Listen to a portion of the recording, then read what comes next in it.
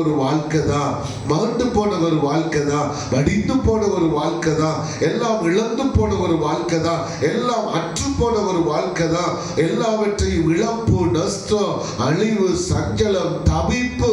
ஆனா தேவ பிள்ளைகளே, இந்த சூழலிலிருந்து கர்த்தர் சொல்லுகிறார், தமது ஜனத்தை கர்த்தர் வைராக்கியமாய் கடாட்சிப்பாராம். தமது ஜனத்தை கர்த்தர் வைராக்கியமாய் அவர் கடாட்சிக்கிற தெய்வம்ங்க. இப்படியே அவர் விட்டு விடுவேன் என்று சொல்லல, என் ஜனம் ஒருபோதும் வெட்கப்பட்டு போவதில்லைங்க. சொல்லுங்க ஹல்லேலூயா.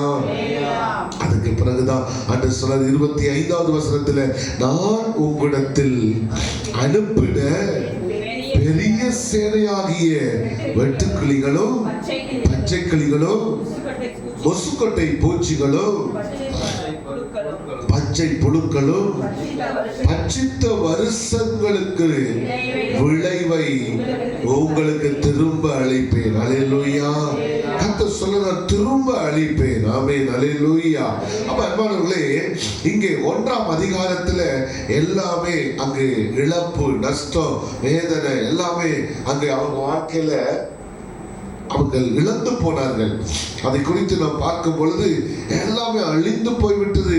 மனிதன் வாழ்வதற்கு எந்த ஒரு சாத்தியமும் இல்லாத ஒரு நிலையை நாம் இங்கே பார்க்கிறோம். என் அன்பான தேவ பிள்ளைகளை, இப்ப கர்த்தர் தன்னுடைய யோவேல் தீர்க்கதரிசியின் மூலமாக இந்த வார்த்தைகளை சொல்லி மீண்டும் அவர் பேச ஆரம்பிக்கிறார். மீண்டும் தம்முடைய பிள்ளைகளை அவர் கட்ட ஆரம்பிக்கிறார். மீண்டும் தம்முடைய ஜனத்தை அவர் மீண்டும் தன்னுடைய ஜனங்களுடைய வாழ்க்கையில இழந்து போன எல்லாவற்றையும் திரும்ப கொடுத்து அவர் திரும்ப அளிக்கிற தெய்வம்ங்க.